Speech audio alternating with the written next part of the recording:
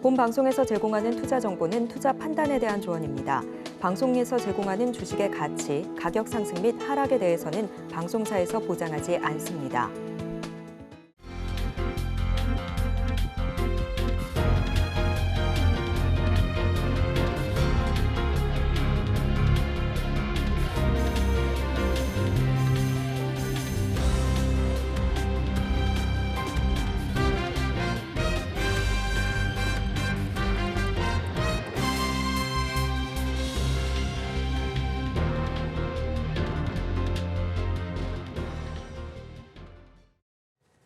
시청자 여러분 안녕하세요. 오늘을 돌아보고 내일을 준비하는 오늘장 내일장 1부 진행의 백선혜입니다.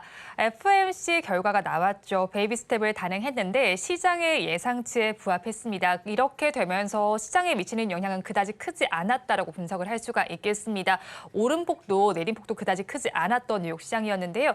우리 시장도 엇갈리는 장세가 펼쳐지고 있습니다. 어제는 특히나 오후 들어서 변동성이 큰 시장이었는데 코스피 지수는 그래도 2,600선이 다시 회복한 모습이 나타나고 있습니다. 오늘은 2차 전지주 대신 다른 종목들의 조금 순환매 장세가 펼쳐지고 있는데요. 마감까지 어떻게 움직일지 저희 방송과 함께 체크를 해보시면 좋겠습니다. 본 방송에서 제공해드리는 정보는 투자 판단을 위한 조언일 뿐 해당 주식의 가치와 수익률을 보장하지는 않습니다. 아울러 서울경제TV와 서울경제신문은 당사의 브랜드입니다. 최근 당사를 사칭하는 피해 사례가 늘어나는 만큼 각별히 주의해 주시기 바랍니다. 또 저희 방송 유튜브를 통해서도 보실 수 있습니다. 유튜브 검색창에 서울경제TV라고 검색하시면 저희 방송과 함께 하실 수 있으니까요. 실시간으로 댓글 참여도 많이 해주시기 바랍니다. 7월 27일 목요일입니다. 오늘장 내일장 1부는 이 시각 보도본부로 시작하겠습니다. 앞서서 살펴보셨던 헤드라인 중에서 3가지를 골라서 심층적으로 다뤄보겠습니다. 오늘은 보도국의 이호진 기자와 함께합니다. 어서 오세요. 안녕하세요. 첫 소식으로 FOMC 이야기부터 해보도록 하겠습니다. 베이비 스텝을 단행하게 됐는데 이렇게 되면서 우리나라와 미국의 금리 차가 얼마나 더 벌어지게 된 건가요? 네, 미 연방준비제도가 현지 시간 26일 FOMC 정례회의를 통해 기준금리를 0.25%포인트 인상했습니다. 이번 결정은 만장일치로 통과됐습니다. 이번 금리 인상을 통해 미국의 기준금리 목표 범위는 5.25에서 5.5%에 도달했고 2001년 이후 이미 역대 최대폭이던 한미 기준금리 격차는 2%포인트로 한 차례 더 벌어졌습니다. 제롬 파월 연준 의장은 데이터가 뒷받침된다면 기준금리를 9월 회의에서 또다시 올리는 것도 틀림없이 가능한 일이라면서도 기준금리 유지를 선택하는 것 또한 가능하다고 말해 금리 인상과 동결 가능성을 동시에 시사했습니다. 미국은 지난달 FOMC에서 기준금리를 동결하며 약 15개월 만에 금리 인상을 멈췄었는데 여전히 높은 인플레이션 압력에 다시금 금리 인상을 재개한 것으로 해석됩니다. 경험해보지 못했던 한미 금리 역전 폭입니다. 그런 만큼 시장의 불안감도 커졌을 것 같은데요. 네, 우선 한미 기준금리가 역전되면 원달러 환율 상승과 외국인 자금 유출 압력이 커지게 됩니다. 원화 입장에선 기준금리가 미국보다 크게 낮아지면 더 높은 수익률을 찾아 외국인 투자 자금이 빠져나가고 원화 가치가 하락할 위험이 있기 때문입니다. 그렇기 때문에 한은도 미국의 인상 기조에 보조를 맞춰 격차를 줄여야 할 필요가 있지만 앞서 이창용 한은 총재는 한미 금리 차에 기계적으로 대응하지 않는다고 강조해온 바 있습니다. 일단 현재 환율과 자금 흐름은 나쁘지 않은 상황입니다. 원달러 환율은 이달 들어 1270에서 1280원까지 내려갔고 외국인 증권 투자 자금은 지난 2월부터 지난달까지 5개월 연속 순유입 기조를 이어가고 있습니다. 하지만 지난달 순유입 규모가 5월에 약 4분의 1 수준으로 급감한 데다 주식시장 자금은 지난 3월 이후 3개월 만에 다시 순유출로 돌아선 만큼 안심할 수 있는 상황은 아닙니다. 삼성전자가 오늘 확정 실적을 발표했습니다. 실적 어떻게 집계됐나요? 네, 삼성전자는 연결 기준 올해 2분기 영업이익이 6,685억 원으로 전년 동기보다 95.26% 감소한 것으로 집계됐다고 공시했습니다.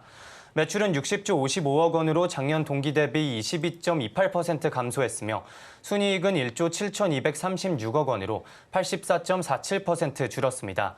이는 지난 7일 공시한 잠정 실적과도 비슷한 수준입니다. 반도체 적자 폭의 축소는 긍정적이었지만 스마트폰 신제품 효과가 감소하며 모바일 경험 사업부 이익이 감소한 것이 영업이익 하락에 영향을 미친 것으로 풀이됩니다. 그러면 부문별로 좀 살펴보도록 하겠습니다. 어떤 부문의 실적이 좀 좋지 못하게 나왔나요? 네, 우선 반도체를 담당하는 디바이스 솔루션 부문에서 4조 3,600억 원의 적자를 기록했습니다. 두 개 분기 연속 반도체 적자는 금융위기가 있었던 지난 2008년 이후 14년 만이며 상반기 반도체 적자 규모는 9조 원에 육박합니다. 다만 디램 출하량 등으로 1분기보다는 적자 폭을 줄였습니다.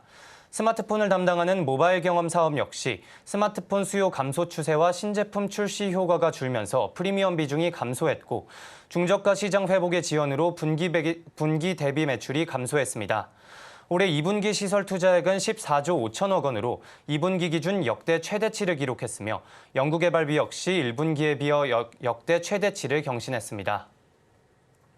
마지막 소식 살펴보도록 하겠습니다. 7개 자동차 제조사들이 북미 지역에 전기차 충전기 네트워크 동맹을 결성했다라고 합니다. 어떤 내용일까요? 네, 현대차와 기어는 BMW, 제너럴모터스, 혼다, 메르세데스 벤츠, 스텔란티스와 현지 시간 26일 공동 보도자료를 내고 북미 지역의 전기차 충전 네트워크 구축을 위한 조인트 벤처를 설립한다고 밝혔습니다. 7개 메이저 자동차 제조사는 미국 시내와 고속도로에 최소 3만 개의 고출력 충전소를 설치하는 것을 목표로 하고 있다고 설명했습니다. 충전소에는 기존 미국 표준인 CCS와 테슬라의 충전 규격인 NACS 커넥터를 함께 제공할 계획이며 오는 2024년 여름 미국에서 첫 충전소를 개장한 이후 캐나다로 확장할 계획입니다. 메이저 자동차 제조사들이 경쟁사와 손잡고 충전 네트워크 구축에 나선 이유로는 충전소 부족에 대한 소비자 우려를 해소해 전체적인 전기차 시장 확대에 나서기 위함으로 풀이됩니다. 이들은 미 정부의 전기차 충전 인프라 확대를 위한 보조금 프로그램을 통해 공적 자금을 지원받을 수 있을 것으로 기대하고 있으며 조인트 벤처는 규제 당국의 승인을 거쳐 올해 설립될 것으로 예상됩니다. 네, 오늘 이 시각 보도본부에서는 FOMC부터 충전 동맹 얘기까지 전해드렸습니다. 지금까지 보도국의 이호진 기자와 함께했습니다. 오늘 말씀 고맙습니다. 감사합니다. 이어서 오후장의 주요 공시를 전해드리겠습니다. 스피드 뉴스앤 공시 최유정 캐스터가 준비하고 있습니다. 스피드 뉴스앤 공시 최유정입니다. 간밤 FOMC 공시가 있었는데요. 연준은 시장의 예상대로 베이비 스텝을 단행했습니다. 하지만 오는 9월 금리 인상 가능성과 동결 가능성을 동시에 열어뒀는데요. 뉴욕 증시는 혼조세로 마감을 했습니다. 우리 시장은 오늘 기업들의 실적 발표가 잇따름에 따라 변동성을 보였는데요. 그렇다면 오늘장 주요 공시 살펴보도록 하겠습니다. 먼저 삼성 엔지니어링입니다. 삼성 엔지니어링은 2분기 영업이익 3,445억 원, 매출은 2조 7,859억 원을 달성했다고 공시했습니다. 이는 전년 동기 대비 영업이익은 124.5%, 매출은 11.7% 증가한 수치인데요.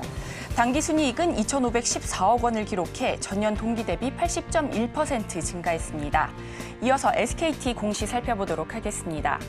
SKT는 약 3천억 원의 자사주를 매입한 다음 2천억 원 규모를 소각한다고 발표했습니다. SKT는 전날 이사회를 열고 자사주 매입 소각을 결정했는데요. 자사주 소각을 위한 자기 주식 취득 예정 기간은 내년 1월 26일까지고 소각 예정일은 내년 2월 25일까지입니다. 이어서 조이시티 공시 살펴보도록 하겠습니다. 조이시티가 2분기 영업이익 47억 6,700만 원을 달성했다고 밝혔습니다. 다소 부진했던 전년 동기와 비교하면 5,934%나 올랐는데요. 이는 기존 서비스 게임의 안정적인 성과 때문인 것으로 풀이가 됐습니다. 매출은 339억 원으로 전년 동기 대비 14% 감소했습니다. 전기와 비교하면 매출은 7.1% 감소했고 영업이익은 19% 증가했습니다. 마지막으로 동아소시오홀딩스 살펴보도록 하겠습니다. 동아소시오홀딩스는 한 주당 1,000원의 분기 배당을 결정했다고 밝혔습니다. 이는 시가 배당률 1.2%에 해당하는 금액으로 배당금 총액은 62억 5,072만 원입니다. 배당 기준일은 지난 6월 30일이며 지급 예정일은 8월 10일입니다. 이상 오늘장 주요 공시 살펴봤습니다. 스피드 뉴스앤 공시 최유정이었습니다.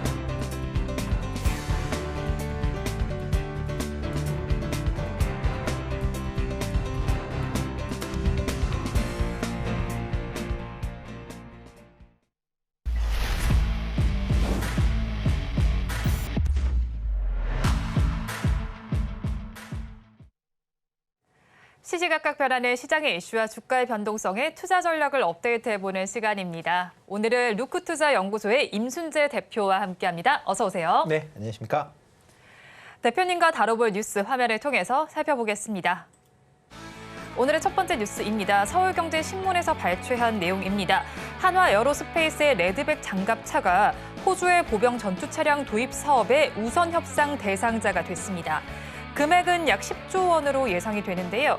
당초 독일 경쟁사 장갑차보다 불리할 것이 예상됐지만 우수한 기술력이 결국 인정받았습니다. 이에 따라서 한화는 폴란드 K9에 이어서 호주 신형 장갑차까지 방산 수출을 대폭 확대하고 있습니다. 관련해서 오늘 방위산업과 전쟁 및 테러 섹터에서 움직임 강세가 관찰이 됩니다. 자세한 내용 짚어보도록 하겠습니다. 어제 거래일부터 좀 2차 전지주가 쉬어간다라고 봐야겠죠. 그러면서 그 돈들이 다른 섹터들로 좀 쏠리고 있는 것 같습니다. LED와 반도체 거기에 지금 방산까지 오름세가 나타나고 있는데 오늘장의 섹터별로 주가 흐름부터 짚어주시죠. 네, 금일 같은 경우 2차 전지주가 전반적으로 조정을 받고 있다라고 보시면 될 것 같고요. 전일 원체 이제 장중 변동성이 컸다라는 부분이 있습니다. 그리고 그동안 좀 많이 다른 종목에 비해서 급등했었다라는 것도 이런 이제 조정을 크게 좀 키운 그런 이제 원인이 아닌가라는 생각을 해보고 있고요. 여기에 이제 전일 미국에서 기준금리를 올리면서 추가적인 금리 인상에 대한 부분이 조금 제한적일 수밖에 없는 거 아니냐라는 그런 기대감으로 성장주들이 오늘 좀 강한 그런 흐름세가 좀 이어지는 거 아닌가 싶습니다. 최근에 또 거기에다가 2차 전지 쏠림 때문에 또 소외받았었던 것까지 같이 부각이 되면서 IT 반도체, 제약 바이오, 금융까지 해서 전반적으로 지금 다 상승세를 보이고 있고요. 지금 상승 종목만 따지면 코스피 같은 경우는 전일과는 완전 지금 반대인데 상승 종목이 한 760여 개. 그다음에 코스닥 같은 경우도 지금 1,300여 개가 될 만큼 지금 대부분 종목들이 상승세를 좀 보이고 있다라고 보시면 될 것 같습니다. 네, 그렇죠. 오늘은 지수는 엇갈리고 있지만 그래도 상승하는 종목 수가 더 많다는데 긍정적인 시각을 가져가시면 좋을 것 같습니다. 그렇다면 한화 에어로스페이스의 소식부터 좀 살펴보겠습니다. 지금 호주와 관련해서 좀 소식이 나와 있죠. 네. 보병 전투 장갑차인 레드백이 우선 협상 대상자로 선정됐다라는 소식이 나왔는데 이 소식을 받고 장중에 주가는 19%까지 뛰기도 했습니다. 하지만 지금은 주가 흐름이 좀 아쉽다라고 봐야겠죠, 대표님. 네, 그렇죠. 일단 관련된 내용들이 미리 그 얘기가 나왔었기 때문에 그래서 어떻게 보면 이제 그 사람들이 생각이 이제 그러니까 소문에 사고 이제 뉴스에 팔아라라는 그런 거가 좀 맞지 않을까 싶습니다. 하나의 이제 그러니까 하나 에어로스페이스에서 자회사인 한화 디펜스가 이제 호주의 차세대 장갑차 관련돼서 이제 우선 협상 대상이 선정이 됐다라는 그런 이제 기대감입니다. 지금 화면에 나오고 있는 이제 그게 지금 이제 레드백이라는 이제 내용인데요. 기존에 이제 국내에 또 이제 비슷한 이제 이런 이제 보병용 장갑차가 있긴 한데 약간 이걸 좀 개량화해서 특히 지금 보시면 가장 중요한 게 이제 궤도가 지금 고무로 만들었다라는 거거든요. 그래서 기존에 대부분은 철제로 만들어져 있는데 고무로 만들다 보니까 사용 연한 자체가 상대적으로 좀 길어지면서 운영 자체가 다른 제품에 비해서 그러니까 경쟁사에 비해서 상당히 이제 우수하다라는 그런 이제 평가를 받았다라고 보시면 될 것 같습니다. 또 여기에 이제 자체적인 이제 보호 관련된 시스템도 잘 돼 있다라는 것도 호주에서도 긍정적으로 영향을 미친 거 아닌가 싶고요. 일단 호주에는 이제 레드백 129대가 일단 수출이 될 걸로 지금 예상이 되고 있습니다. 금액으로는 24억 호주 달러 정도 된다라고 보시면 될 것 같고요. 하나 에어로스페이스는 이번에 이제 레드백뿐만 아니라 이전에 K9 자주포도 지금 수출한 전력이 있습니다. 2021년도에 호주에 K9 자주포를 수주를 했고요. 관련돼서 K9 자주포 30문, 그다음에 K10 탄약 운반 차량 이제 15대, 그래서 한 1조 9천억 정도의 이제 수주를 받았었고요. 아마 이번에 레드백까지 이제 수출한다라고 하게 되면 해당 공장에서 아마 추가적으로 생산을 하지 않을까라는 또 그런 얘기들이 나오고 있는 그런 상황이다라고 보시면 될 것 같고요. 방산 관련된 분야에 대한 부분은 계속 지금 국내외에도 추가적인 수주에 대한 얘기들이 나오고 있으니까 그런 점 좀 긍정적으로 보셔도 되지 않을까라는 기대는 해보고 있습니다. 네, 그렇죠. 곰으로 만들어진 레드백이 좀 경쟁력이 있는 것 같고 다른 네. 모멘텀들도 있습니다. 그렇다면 하나 시스템도 지금 살펴보니까요. 섹터와 비교했을 때 좀 주가 흐름이 그다지 좋지는 못한 것 같아요. 네, 그렇다면 일단은 이 종목도 살펴봤을 때 구미 신사업장 착공 모멘텀도 있는데 앞으로의 주가 상승 여력은 없을까요? 일단 뭐 금일 같은 경우에 구미 사업장 소식이 이제 나오면서 조금 네. 반대를 기대해봤는데 의외로 조금 이제 약세를 보이고 있다라고 보시면 될 것 같고요. 뭐 방산 관련된 연구 그리고 생산 이제 시설을 확충한다라는 측면에서 상당히 향후에 긍정적으로 봐야 되지 않을까라는 생각을 해보고 있습니다. 뭐 최근에 이제 주가가 급등을 했다 지금 하락을 하고 있는데 급등했었던 주 원인이 이제 기간통신 사업자를 이제 취득을 했다라는 부분인데요. 특히 이제 저궤도 위성을 통해서 위성 이제 이런 이제 기간통신을 할 것이다라는 기대감 때문에 좀 상승을 보였었다라고 보시면 될 것 같고요. 뭐 기존에 뭐 군통신망을 그러니까 시스템을 이제 구축하는 게 이제 하나 시스템이 구축을 했기 때문에 만약 이렇게 저궤도 위성 통신을 한다라고 하게 되면 아마 그런 이제 군용 통신망과 같이 연계를 해서 아마 운영이 된다라고 하게 되면 뭐 상당히 좀 긍정적으로 영향을 미칠 수밖에 없는 거고요. 뭐 단기적인보다 이제 중장기적으로 이제 하나 시스템 자체가 여러 이제 통신 관련된 부분, 그다음에 뭐 레이더와 관련된 부분에 대해서 강점을 갖고 있다라고 보시면 될 것 같습니다. 여기에 이제 저궤도 위성, 특히 이제 인공위성 관련된 사업군도 지금 뭐 계속 확대를 하고 있다라고 보시면 될 것 같고요. 그러다 보면 단기적인 관점보다는 중장기 관점에서는 여전히 뭐 매력도가 있는 그런 기업 아닌가라는 생각을 해보고 있습니다. 네, 그렇죠. 구미 사업장 착공 소식도 있고 앞으로의 모멘텀 한번 지켜보면 좋겠습니다. 중장기적인 관점으로 바라보시길 바란다라고 전해주셨습니다. 그렇다면 또 이제 살펴봤을 때 폴란드의 두다 대통령이 다음 달에 방한한다는 이야기가 나오고 있습니다. 뭐 지금 저희 사실 방위와 관련해서는 동맹도 좀 결정되어 있는 상태인데요. 그렇다면 추가적으로 호재를 기대해 볼 만한 종목은 어떤 게 있을까요? 네, 뭐 폴란드하고는 뭐 작년도서부터 계속 이제 방산 관련돼서 뭐 여러 가지 이제 계약이 이제 체결이 되고 있는 그런 상황이고요. 뭐 폴란드에서도 지금 뭐 많은 이제 계약을 했지만 추가적인 또 방산 계약을 지금 원하고 있는 그런 상황이다라고 얘기를 하고 있습니다. 특히 뭐 기존에 나갔었던 이제 K2 전차나 그다음에 K9 자주포, 그다음에 천문 다연장 로켓까지 해서 다양한 이제 이런 방산 물자에 대해서 구매 의사를 밝힌 그런 상황이다라고 보시면 될 것 같고요. 지금 뭐 추가적으로 구매를 하겠다라는 게 이제 30조 원 정도의 규모로 된다. 그러니까 상당히 좀 큰 규모로 지금 추가 구매를 지금 밝힌 그런 상황입니다. 그렇지만 지금 폴란드 같은 경우에 이제 이런 수출 관련돼서 뭐 추가적인 계약이 지금 안 되고 있는 그런 상황인데요. 그 이유 중에 하나는 이제 수출 금융에 대한 한도가 그러니까 폴란드에 대한 수출 금융 한도가 지금 찼다라고 보시면 될 것 같습니다. 뭐 폴란드 같은 경우도 뭐 자원이 풍부해서 이거를 뭐 지금 국내에서 수출하는 물량을 전부 다 뭐 현금으로 결제한다라고 보기는 좀 어렵다라고 보시면 될 것 같고요.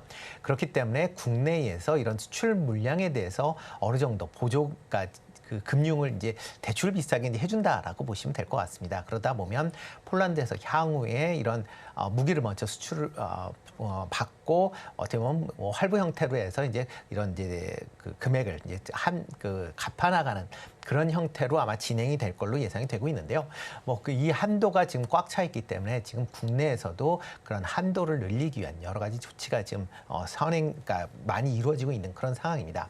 아마 이번에 그 폴란드 대통령이 방한을 한다라고 하게 되면 이런 이제 수출 금융 관련된 한도가 해제가 어느 정도 될 걸로 예상이 되고 있고요. 네. 그러다 보면 기존에 이제 추가적으로 이제 방산 수출에 관련된 계약이 뭐 일부는 체결이 되지 않을까라는 기대를 해보고 있습니다. 만약 그렇다라고 하게 되면 이제 지상무기 체계 중심으로 이제 할 걸로 예상이 되고 있는데요. 뭐 대표적으로 뭐 K9 자주포나 그다음에 천무 다연장 로켓 같은 경우는 지금 하나 에어로스페이스가 관련이 되어 있기 때문에 하나 에어로스페이스를 조금 관심 있게 보시면 좋을 것 같고요. K2 전차 같은 경우는 현대 로템에서 지금 납품을 하고 있습니다. 그러니까 그런 부분을 관심 있게 보시면 좋을 것 같고요. 이 외에 지금 K2 전차나 그다음에 천무 다연장 로켓 같은 경우는 이제 이동 수단이기 때문에 여기에 들어가는 엔진이 이제 또 필요하게 되는 거고요. 그 엔진을 현재 HD 현대 인프라코어에서 지금 제작을 하고 있습니다. 그렇기 때문에 HD 현대 인프라코어도 같은 이제 테마 내에서 묶여 있다라고 보시면 좋을 것 같습니다. 이 외에 이제 항공기 부분, 특히 이제 폴란드에서도 이제 작년에 FA50을 이제 지금 뭐 계약을 했는데요. 이 외에 KF21에 대한 것도 상당 부분 이제 관심을 갖고 있는 그런 상황이다라고 보면 아마 이번에 나왔을 때도 KF21에 관련된 어떠한 뭐 관심이 표명되거나 그와 관련된 무슨 액션이 있지 않을까. 만약 그렇다라고 하게 되면 뭐 한국항공우주도 뭐 조금 중장기적인 관점에서 좀 관심 있게 보셔야 되지 않을까라는 생각을 같이 해보고 있습니다. 네, 폴란드발 수혜를 기대해 볼 만한 종목으로 한화에어로스페이스, 현대로템, HD 현대인프라코어 그리고 한국항공우주 짚어주셨습니다. 이어서 다음 뉴스 화면을 통해서 확인해 보겠습니다.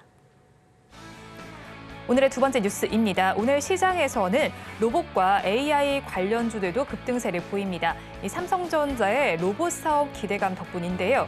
레인보우 로보틱스와 T-로보틱스 등이 속한 지능형 로봇과 AI 섹터에서 강세가 나타나고 있습니다. 자세한 내용 짚어보도록 하겠습니다. 로봇주들도 그간 기대감이 있었는데 상당 기간 좀 조정을 보이기도 했습니다. 그럼 오늘의 좀 상승을 시작으로 추가적으로 앞으로 이 추세가 이어질 수 있다라고 봐도 괜찮을까요? 일단 뭐 로봇 관련된 사업은 이제 긍정적이긴 하지만 아직까지 이제 매출에 대한 부분이 조금 우려가 좀 있는 것도 사실입니다. 그렇기 때문에 뭐 금일 같은 경우에는 지금 뭐 성장주 전체적으로 지금 상승세를 보이는 와중에 로봇 관련주들 좀 상승을 하고 있다라고 보시면 될 것 같고요. 특히 뭐 T-로보틱스 같은 경우는 이제 개별적인 이제 이슈가 있기 때문에 다른 종목에 비해서 상승폭이 좀 크다라고 보시면 되겠습니다. 뭐 지금 T-로보틱스 같은 경우는 지금 미국 생산 시설에 이제 물류 자동화 시스템을 이제 공급할 예정이다라고 얘기를 하고 있고요. 특히 이제 최근에 이제 BW를 통해서 이제 400억 정도의 이제 자금을 확보를 한 그런 상황 확보할 예정입니다. 이번에 이제 확보되는 자금을 통해서 지금 미국 생산 시설에 관련된 투자를 이제 하겠다라고 지금 얘기를 하고 있는 그런 상황이어서 뭐 그렇다라고 하게 되면 미국의 이제 그런 이번에 이제 BW를 통해서 뭐 생산 시설을 확충한다라고 하게 되면 향후에 매출 성장세가 기대가 된다라는 점이 부각이 됐다라고 보시면 될 것 같습니다. 뭐 최근에 뭐 2차 전지 쏠림 현상이 심화가 되면서 뭐 여러 섹터들이 좀 약세를 좀 보였었던 것도 사실이고요. 대신 이제 로봇 관련주들은 올 초에 삼성전자가 이제 레인보우 로보틱스를 인수를 하면서 그 붐으로 이제 상승세를 좀 강하게 좀 탔었던 것도 사실입니다. 그렇기 때문에 그때 이제 상승폭이 원체 좀 컸었기 때문에 뭐 아직까지는 실적이다라기보다는 이제 향후에 좋아질 것이다라는 기대감이 좀 더 강하게 미쳤다라고 보시면 될 것 같고요. 뭐 이런 기대감 때문에 오르긴 했지만 뭐 아직까지 실적에 관련된 부분은 그렇게 나와 있지는 않다라는 게 어떻게 보면 이제 시장 관심 사항이 그동안 좀 떨어졌었다라고 보시면 될 것 같습니다. 뭐 지금 뭐 상황에서 2차 전지가 쉬는다라고 하게 되면 일단 뭐 대체 산업군으로 로봇도 상당히 이제 관심을 가질 수밖에 없다라고 보여지지만 아직까지는 뭐 그러니까 이 실적 관련된 부분이 조금 발목을 잡을 가능성이 있다. 그러니까 상승폭 뭐 올 이제 초처럼 그렇게 강한 상승폭이 나온다라고 보기는 좀 어려울 것 같고요. 대신 이제 점진적인 상승세는 좀 이어질 가능성은 있다라고 생각을 하고 있습니다. 네, 그렇죠. 지금 기대감은 충분한 상황이지만 실적에 그게 좀 받쳐주지를 못하는 상황인 것 같습니다. 그런 만큼 종목적으로 좀 살펴보니까 레인보우 로보틱스의 경우에는 어제 외국인과 기관의 동반 매도세가 나오면서 주가가 좀 내려가는가 싶더니 오늘 또 반등을 하고 있습니다. 사실 또 삼성전자라는 우군까지 좀 얻었다라고 할까요? 네. 그렇다면 앞으로 추세적인 우상향 좀 기대해봐도 괜찮을까요? 네, 뭐 나쁘진 않을 걸로 예상이 되고 있습니다. 뭐 전일 같은 경우에는 뭐 시장 자체가 전체적으로 하락을 했기 때문에 뭐 좀 낙폭이 키웠다라고 보시면 될 것 같고요. 뭐 삼성전자가 올 내에 이제 웨어러블 이제 로봇에 대한 출시가 되지 않을까라는 기대감이 지금 커져 있는 것도 사실입니다. 특히 이제 전일 이제 헬스웨어 로봇에 대해서 기본적인 사양과 그다음에 임상 결과를 공개를 했습니다. 현재 뭐 본다라고 하게 되면 그 로봇을 이제 사용을 한다라고 하면 뭐 복부 근력 사용량이 27% 증가하고 그다음에 관절 유연성도 39% 증가한다. 그러니까 전반적으로 로봇을 착용을 하면 뭐 운동량이 상당 부분 이제 증가한다라는 게 이제 뭐 임상 결과로 나왔다라고 이제 공개를 했고요. 뭐 그와 더불어 이제 현재 임직원을 대상으로 해서 파일럿 체험을 지금 실시 중에 있다라는 것까지 이제 밝혔습니다. 그러다 보니까 이 정도 수준이면 아마 연내에 나올 수 있지 않을까라는 기대감이 지금 뭐 크게 나와 있다라고 보시면 될 것 같고요. 특히 이제 헬스케어 로봇 관련 쪽으로는 아직 뭐 뚜렷한 경쟁 상대가 없는 그런 상황이다라고 보면 삼성전자가 진출을 하면서 시장 선점 효과도 같이 좀 기대해 볼 수 있지 않을까라는 그런 기대를 해보고 있는 거고요. 이러다 보니까 이제 레인보우 로보틱스 같은 경우는 뭐 삼성전자가 일단 인수를 한 그런 상황이니까 과연 그럼 레인보우 로보틱스 관련 쪽으로도 어떻게 수혜가 있지 않을까라는 기대감이 오늘 크게 좀 작용을 했다라고 보시면 될 것 같습니다. 뭐 로봇 관련주들은 뭐 단기적인 뭐 이슈보다는 장기적인 뭐 관점에서 접근하실 필요가 있지 않을까라는 생각을 해보고 있고요. 뭐 일단 로봇 관련된 분야의 시장 확대는 계속 좀 이루어질 걸로 뭐 다들 생각을 하고 있으니까 네. 그런 점은 같이 감안해서 보시면 좋을 것 같습니다. 특히 이제 로봇 관련주들의 이제 어떻게 보면 하반기에 가장 이슈가 되는 게 이제 아마 두산 로보틱스의 상장이 아닐까라는 네. 생각을 해보고 있습니다. 지금 뭐 두산 로보틱스가 이제 6월달에 상장 예비 심사를 지금 청구한 그런 상황이고요. 뭐 정상적으로 진행이 된다라고 하게 되면 10월이나 11월 정도에 이제 상장이 예상이 되어 있는 그런 상황입니다. 뭐 두산 로보틱스가 갖고 있는 이제 국내 이제 로봇 시장의 이제 상징성을 본다라고 하게 되면 아마 두산 로보틱스가 상장이 되면 아마 업종 대표주로 아마 부각이 될 걸로 예상이 되고 있고요. 그렇다 보면 그때 당시에 다시 로봇 관련주들이 좀 더 시장 내에서 관심을 받지 않을까라는 또 기대를 해보고 있습니다. 그러니까 물론 이제 그 전에도 뭐 단기적인 이슈로 인해서 뭐 움직일 가능성은 있는데 아마 두산 로보틱스가 상장되는 시점에서 한 번 정도 시세가 나오지 않을까라는 기대를 해보고 있습니다.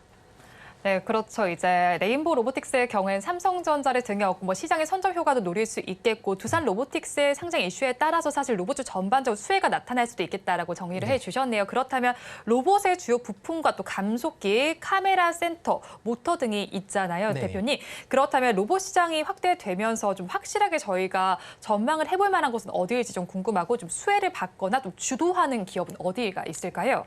네, 뭐 이제 국내 로봇 이제 생산으로 본다라고 하게 되면 아직까지 뭐 완제품을 아주 뭐 잘 만든다. 물론 이제 많이 좋아지긴 했지만 아직까지도 전 세계 시장에서 보면 일본산 제품이 상당히 좀 강점을 갖고 있는 것도 사실입니다. 그렇지만 이제 부품 단으로 본다라고 하게 되면 국내에 이제 여러 그 이제 로봇 관절 관련된 이제 감속기들을 만들고 있는 회사들이 많고요. 그만큼 글로벌적으로 어느 정도 지금 기술 수준을 인정받고 있는 것도 사실입니다. 그렇기 때문에 그런 종목으로 일단 좀 관심을 가지시면 좋을 것 같고요. 대표적으로 뭐 로봇 감속기 관련돼서는 뭐 SPG, 그다음에 로보티즈, SBB테크 같은 정도가 이제 좀 기술력이 있고 매출이 나오는 그런 회사다라고 보시면 될 것 같습니다. 이와 더불어 이제 로봇 관련한다라고 하게 되면 이제 물류 자동화 관련된 부분도 상당히 지금 관심 사항을 받고 있다라고 보시면 될 것 같고요. 이런 이제 물류 로봇 관련된 기업들도 계속 좀 관심을 가지셔야 되지 않을까 싶습니다. 최근에 이제 뭐 인건비들이 계속 올라가고 있는 네. 그런 상황인데다가 최근 이제 산업 안전에 대한 그런 이제 부분도 강조가 되고 있는 그런 상황입니다. 그렇기 때문에 위험한 업무 자체에 이제 로봇들의 이제 활동이 지금보다는 좀 많이 증가될 걸로 예상이 되고 있고요. 이와 더불어 이제 각종 물류센터, 그다음에 스마트 팩토리와 관련돼서 지금 자동화 설비가 계속 이제 늘어나고 있는 거를 감안을 한다라고 하게 되면 이런 물류 로봇 관련된 부분도 여전히 좀 관심을 가지시면 좋을 것 같고요. 뭐 그 중에서 뭐 대표적으로 본다라고 하게 되면 뭐 T로보틱스나 V1텍 같은 경우 관심 있게 좀 보시면 어떨까 싶습니다. 네, 그렇죠. 로봇 관련해서는 감속기 관련된 이슈 한번 체크를 해보시고 물류 로봇과 관련된 부분도 함께 더불어서 살펴보시면 좋겠다라고 짚어주셨습니다. 그렇다면 오늘 방산 섹터와 또 로봇 섹터 살펴봤는데 탑픽 종목은 어디에서 가지고 오셨을까요? 네, 그중에서 이제 로봇 섹터에서 갖고 왔는데요. V1텍 조금 관심 있게 보시면 어떨까 싶습니다. 뭐 물류 자동화 관련된 부분, 그다음에 뭐 2차 전지 장비 관련된 검사 장비 쪽으로 이제 만드는 그런 회사다라고 보시면 될 것 같습니다. 뭐 최근에 뭐 2차 전지 관련돼서도 뭐 걸려 있기 때문에 좀 관심을 가지셔도 될 것 같고요. 최근에 이제 국내 대기업의 이제 미국 진출에 맞춰서 미국 공장을 지을 때 이제 이런 이제 물류 자동화 관련된 그런 이제 설비를 공급하기로 이제 약정을 체결을 했습니다. 그리고 최근 들어 이제 각 그 스마트 팩토리들이 이제 확대가 되면서 물류 로봇에 대한 이제 수요가 증가할 것이다라는 기대감도 같이 남아 있다라는 것도 관심 있게 좀 보시면 좋을 것 같고요. 뭐 해당 관련돼서 매출이 실질적으로 발생을 하고 있는 그런 기업이기 때문에 뭐 기대감보다는 이제 실적을 보시면서 투자에 하셔도 뭐 충분히 괜찮은 그런 기업이다라고 생각을 하고 있습니다. 뭐 매수가 뭐 최근에 이제 주가가 그 상승을 보였다가 조금 조정을 받았던 그런 상황이고요. 현재 뭐 수준에선 충분히 매수가 가능하지 않을까라는 생각을 해보고 있습니다. 뭐 목표 가격은 전 고점 수준이 이제 14,000원대까지는 상승 여력은 좀 남아 있다라고 보여지고요. 손절 가격은 10,000원 정도에 하시면 어떨까 싶습니다. 탑픽 종목으로 V1텍 짚어주셨습니다. 지금까지 르쿠투자연구소의 임순재 대표와 함께했습니다. 오늘 말씀 고맙습니다. 네, 고맙습니다.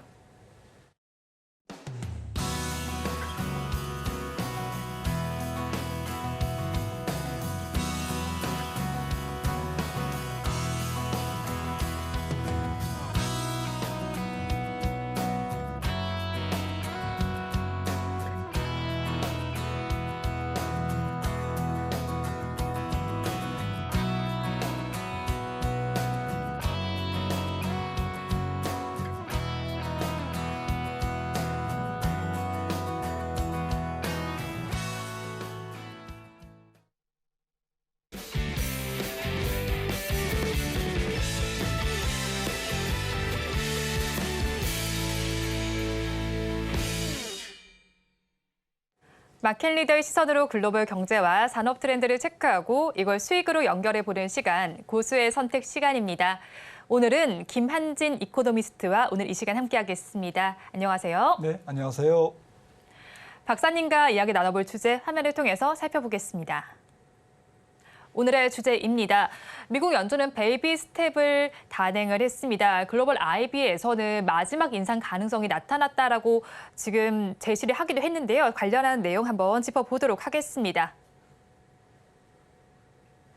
일단 연준은 시장의 예상대로 금리 인상을 했습니다. 25 베이시스 포인트 인상을 단행을 했는데요. 파월 의장의 입에 좀 주목을 해봐야 할 것 같아요. 지금 봤을 때 다만 9월 회의에서 기준금리 유지를 선택하는 것 또한 가능하다라고 짚었는데 이 메시지에서 좀 주목해 볼 만한 부분이 어떤 게 있었을까요, 박사님? 네, 사실 성명서에는 뭐 특별한 내용이 바뀌지 않았습니다. 네. 지난 6월 FOMC 회의 때 연준이 발표했던 성명서랑 거의 같았고요. 네. 굳이 찾자면 경기에 대해서 살짝 조금 상향 조정하는 느낌? 경기가 약간 좀 안 잡히고 있다는 거죠. 경기가 좋다라는 그런 좀 표현이 나왔고요. 또 한 가지는 뭐 반복적으로 연준 파월 의장이 얘기하고 있습니다만은 연준이 지금 금리를 많이 올렸는데 네. 작년부터 525bp, 5.25%포인트를 올렸는데 그 효과가 경제와 금융시장에 미치는 영향에 대해서 시차를 연준도 잘 알고 있다. 네. 그러니까 시장에서는 사실 9월 달에 올리냐 안 올리냐 이게 좀 관점이었잖아요. 네. 그런데 그 포인트, 그러니까 시차를 고려하고 있다라고 하면 결국 올리는데 신중하다라는 거죠. 연준이 또 파월 의장도 추가적으로 금리를 올리는 데는 신중한 그런 스탠스가 여전히 있다라는 것을 시장에서는 약간 비둘기적으로 해석을 한 거고요. 실제로 채권 시장에서도 10년물 또 2년물 미국 국채 금리가 기자회견을 하는 와중에 한 5bp 정도 이렇게 네. 각각 떨어졌거든요. 그러니까 시장은 파월 의장의 의견을 좀 어제 FOMC 전체적인 내용을 약간은 비둘기적으로 네. 완화적으로 해석한 그런 내용이었습니다. 네, 일단 어제 FOMC 내용은 시장이 좀 비둘기적으로 해석했다라고 분석을 네. 해주셨어요. 그렇다면 일단은 뭐 시장의 예상대로 금리를 올리기는 했는데 어제 또 살펴봤을 때 지수를 보면 다우 지수의 경우에는 뭐 13거래일 연속 상승 마감을 했었잖아요. 네, 그렇다면 맞습니다. 글로벌 경기 전체의 금리 인상이 어떤 영향을 미칠 거다라고 보실까요? 네, 사실 뭐 어제 금리 인상이 뭐 바로 영향을 미치는 것은 아니겠죠. 네. 파월 의장이 얘기했듯이 이제 시차를 두고 전 세계 경제와 금융 시장에 이제 돌고 돌아서 네. 어떤 영향을 미칠 텐데 지금까지를 보면 파월 의장이나 연준이 생각했던 것보다는 미국 경제 자체는 너무 좋은 것 같아요. 그러니까 어제도 얘기했지만 네. 파월 의장이 어쨌든 고용 시장, 임금, 뭐 또 노동 비용 지수 이런 것들을 관찰하겠다. 그리고 앞으로 두 번의 9월 20일 FOMC 회의 때까지 두 번의 물가 지표와 두 번의 고용 지표가 남아 있지 않습니까? 네. 그러니까 7월에 혹은 8월에 9월에 8, 9월에 발표되는 7, 8월 달 지표죠. 네. 이게 이제 지금 아직까지는 잘 모르겠다라고 얘기를 하는데요. 그 정도로 다른 나라는 모르겠지만 미국 경제에 대한 영향은 제한적이고 그동안의 금리 인상이 영향을 줘도 서서히 영향을 줄, 그러니까 경기를 둔화시켜도 경기를 누르더라도 굉장히 완만하게 누를 가능성이 높다라는 것을 연준도 인정했고 지금 또 실제로 경기도 그렇게 움직이고 있지 않습니까? 네. 그렇다고 보면 전 세계 경제가 연준의 금리 인상 또 각 중앙은행들의 금리 인상에 따른 그 조금 부정적인 효과, 물론 이제 중앙은행들이 원하는 경기 억제 효과가 잘 작동되고 있지 않다라는 네. 것이죠. 역으로 연준은 조금 더 올리거나 아니면 오랜 기간 동안 동결할 수밖에 없다. 그러니 이게 이제 줄다리기로 팽팽하게 네. 증시 입장에서는 호재와 악재가 같이 공존하는 네. 이제 그런 상황에서 그래도 그나마 다행스러운 것은 경착륙은 없다. 네. 어제 얘기했거든요. 우리가 생각할 때 경착륙은 없는 것 같다라는 것이 또 시장에 좀 위안을 줬는데 아무튼 부정적인 효과는 조금 제한적인 것 같습니다. 네, 뭐 긍정적인 메시지, 부정적인 메시지가 좀 다 담겨 있었던 것 같은데 시장 자체는 좀 위로가 되는 말들을 전했던 어제 FOMC였던 것 같습니다. 그렇다면 사실 시장에서는 봤을 때 지금 금리 인상이 마지막 사이클이 될 것이다라는 이야기도 나오고 있잖아요. 또 PCE 지수도 발표가 예정이 되어 있는데 9월 FOMC 전까지 좀 변수가 될 요인은 어떤 것들이 있을까요? 네, 어제 파월 의장도 뭐 이번 주 당장 금요일 날 발표한 네. 뭐 내일이죠.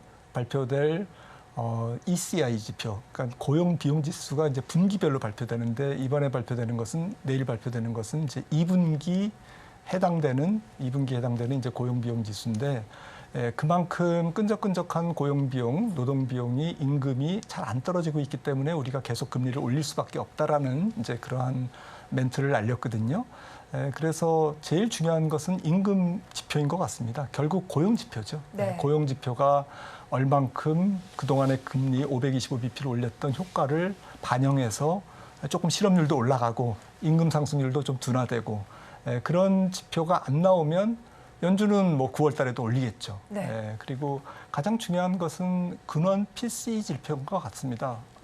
연준이 금가옥저로 지금 여기고 있는 건 개인 소비자 지출 물가 중에서 근원, 변동성이 큰 에너지 가격 같은 것을 뺀 근원 물가인데 이게 지금 아직까지는 뭐 지금 지금 6월 달 근원 PCE 물가가 나옵니다만 아직까지는 4%대거든요. 네. 한 4.3%, 2%로 지금 전망이 되고 있는데 지난달에 4.6에서 떨어지긴 합니다. 4.2, 4.3으로 떨어질 거는 같은데 이 떨어지는 속도가 만만치 않은 거죠. 네. 조금 너무 더디게 떨어지니까 이게 한 3.5% 정도는 연말에 가져야 되고 연준이 이제 생각하는 것은 제가 생각할 때는 그리고 내년 중반 정도에는 한 3%까지는 내려줘야 네. 낮아져야 아마 3% 정도에 근접할 때 첫 금리 인하를 시작하지 않을까라고 생각을 합니다. 근데 어제 파월 의장의 말로는 2024년까지도 금리 인하 좀 어려울 것 같아요. 이렇게 얘기했거든요. 네. 그러니까 이 근원 물가가 조금 더 연준 입장에서는 천천히 떨어진다라고 보는 것 같아요. 그래서 3.0 정도에 떨어지는 시점. 저는 내년 중반으로 보는데 연준은 그것보다는 조금 늦게 조금 물가가 잡히지 않을까라고 보는 것 같습니다. 네, 박사님 말씀 들어보면 PCE 지수가 굉장히 중요한 것 같아요. 연준이 계속해서 주시하고 있는데 네. 3%대가 된다라면 그때부터 금리 인하 시점으로 네. 삼을 것 같습니다. 맞습니다. 그렇다면 사실 또 금리 인상을 단행한 만큼 우리나라와 미국의 금리 역전폭을 또 생각하지 않을 수가 없습니다. 그런데 이런 상황 속에서도 한국은행은 이번 달에도 금융통화위원회에서 동결을 결정을 했었고요. 또 다음 달 역시도 동결이 예상이 되고 있습니다. 이렇게 금리가 벌어지는 상황 속에서도 계속해서 동결을 결정할 수 있는 배경에는 어떤 게 있을까요? 네, 무엇보다도 뭐 우리나라는 물가가 지금 3% 정도로 이제 완전히 조금 완전한 건 아니지만 네. 그래도 상당히 안정돼 있는 그러한 분위기고 무엇보다도 이제 경기가 안 좋지 않습니까? 네. 내수가 안 좋은 상태에서 지금 약간 아킬레스건이 있죠. 우리나라는 가계부채가 높기 때문에 가계부채 GDP 비율이 105%나 되기 때문에 여기서 금리를 올리면 여러 가지 금융시장에 조금 어수선한 일들, 그러니까 뭐 제2금융권의 연체율 상승이라든지 PF 대출의 이제 조금 부실한 PF 현장에서 조금 연체율이 올라간다든지 지난번에 이제 새마을금고 사태 때도 이제 밝혀졌듯이 이러한 그 금리 상승으로 인해서 취약 차주들의 금융 안정성이 훼손될 가능성이 조금 높아지고 있습니다. 지금 높은 상태입니다. 그러니까 한국은행 입장에서는 가능하면 동결 스탠스를 유지하려고 많은 위원들이 그렇게 생각할 것 같습니다. 아마 6분 중에 한 4~5분은 동결을 주장하지 않을까. 네. 저는 이제 이렇게 추정하는데 문제는 말씀하셨듯이 한미 기준금리 격차가 이번에 이제 올리면서 200bp나 차이가 나니까 2%포인트는 작은 차이는 아니거든요. 물론 여기에 나와 있는 4번의 금리 역전 시점에 모두 그 자본 유출이 있었던 것은 아닙니다. 오히려 거의 대부분이 채권 시장에서는 자금이 오히려 순유입이 됐습니다. 그래서 무조건 금리가 역전되면 자본이 빠져나간다라는 것은 이제 그건 아닌 것 같고요. 하지만 세상 일이 어떻게 될지 모르지 않습니까? 경기가 좀 급냉할 수도 있고 글로벌 달러가 조금 초강세로 갑자기 올라갈 수도 있고 그러면 원달러가 약세 압력을 받으면서 자본 유출 압력이 커질 수가 있는 거죠. 그런 상태에서 200bp의 금리 차가 계속 유지된다는 것은 한국은행 입장에서도 상당히 부담스러운 그러한 수치인 것은 분명하다. 그래서 결론적으로 8월 24일 다음 다가올 금통위에서는 일단 동결할 것 같습니다. 좀 지켜보다가 연준이 9월 20일이죠. 9월 20일 FOMC에서 올릴 것 같다라는 것이 거의 확정적이면 또 올리면 그 다음 10월 19일 우리나라 금통위에서는 어쩔 수 없이 고육지책으로 25bp를 인상해서 3.75%의 기준금리에 갖다 놓지 않을까. 그러니까 어쨌든 8월까지는 좀 지켜본 동결 기조를 유지할 것 같습니다. 네, 우리나라 경기 상황을 고려해서 8월까지는 동결 기조를 유지하겠다라고 말씀을 해주셨고 또 이제 금리 역전 자체가 외화 유출이 명제가 성립된다는 또 아니다라고 말씀해 주신 것 같아요. 경계감이 있는 정도다라고 말씀을 해주셨는데요. 그렇다면 또 이번에는 유럽 얘기도 좀 해봐야 될 것 같습니다. 사실 뭐 미국이 금리를 올리면서 뭐 걸프 국가들도 발맞춰서 25베이시스 포인트씩 금리를 올렸습니다. 그런 만큼 또 유럽 중앙은행도 오늘도 이제 금리를 올릴 것으로 예상이 되는데 이번까지 올린다면 9회 연속 인상이거든요. 그렇다면 이제 유로존에 따라서 이제 글로벌 금융 환경은 어떻게 변하게 될까요? 유로존도 ECB 뭐 유럽의 중앙은행도 고민이 많겠죠. 그런데 이번에는 어쨌든 뭐 금리 인상을 단행할 거고 그 다음이 문제인데 유럽도 넥스트 스텝이 문제인데 어쨌든 물가가 작년 11월에 10.6%에서 지금 5%대로 잡혀 있거든요. 6월 물가가 유럽 전체에 물가가 5.5%까지 어쨌든 한 절반 정도 떨어졌습니다.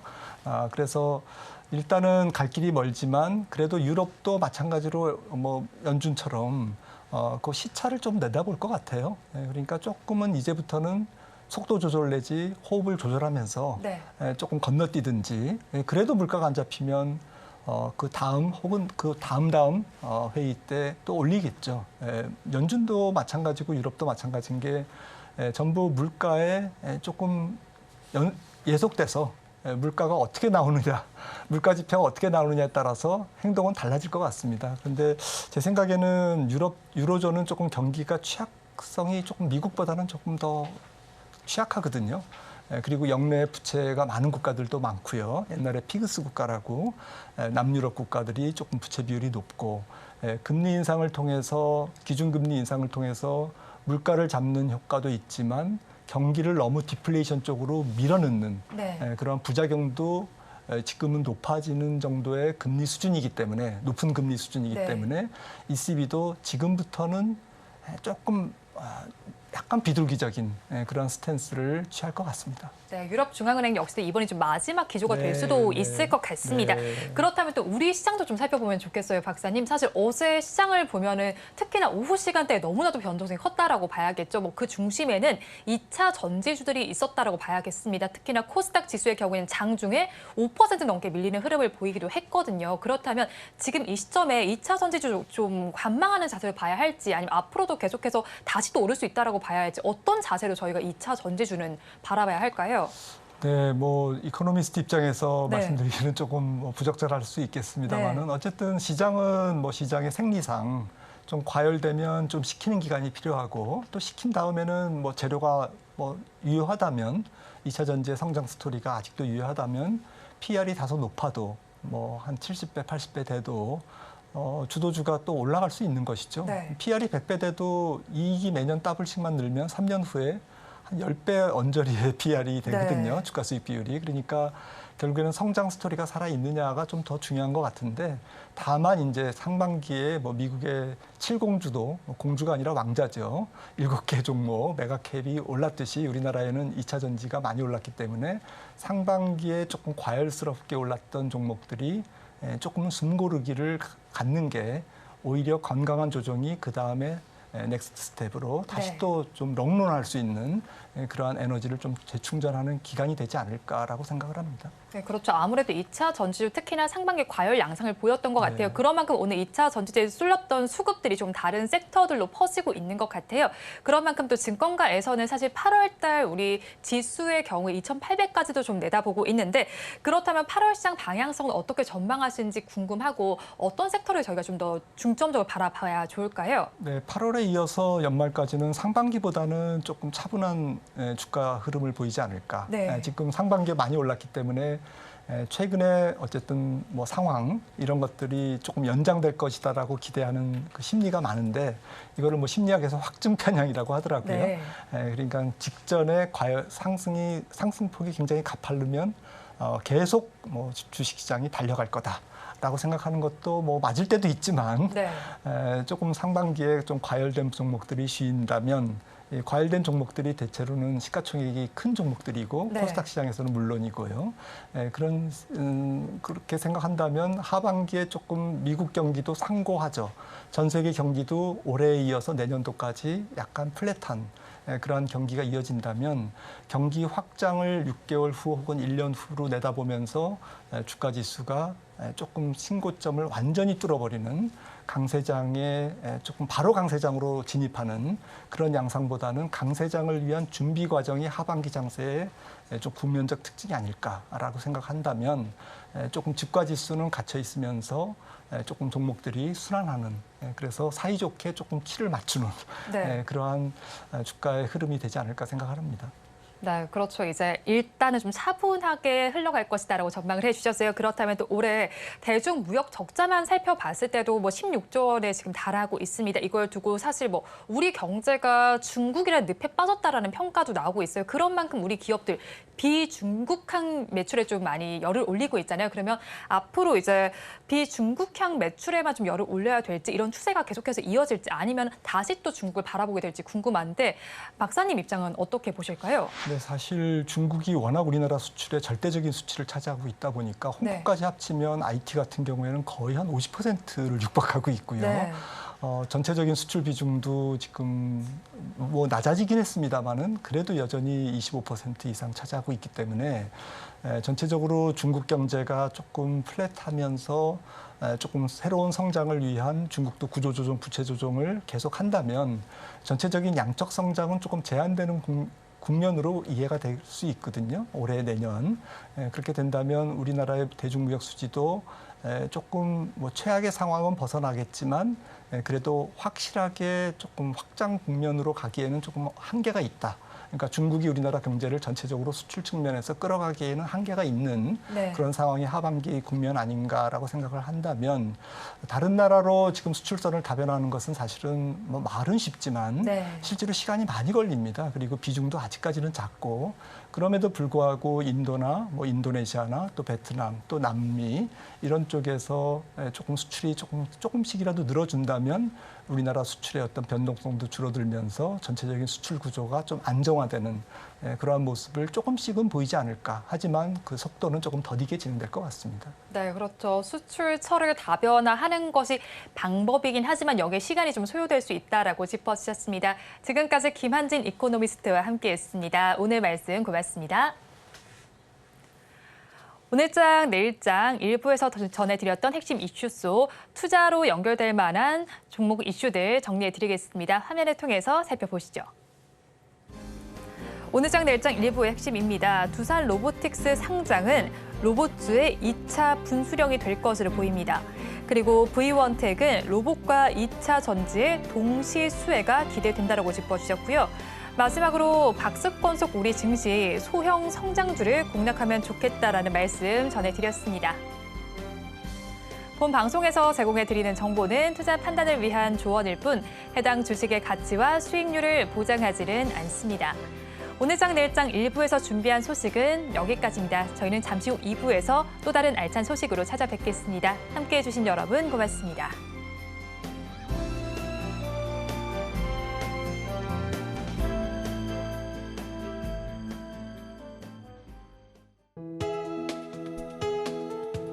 본 방송에서 제공하는 투자 정보는 투자 판단에 대한 조언입니다.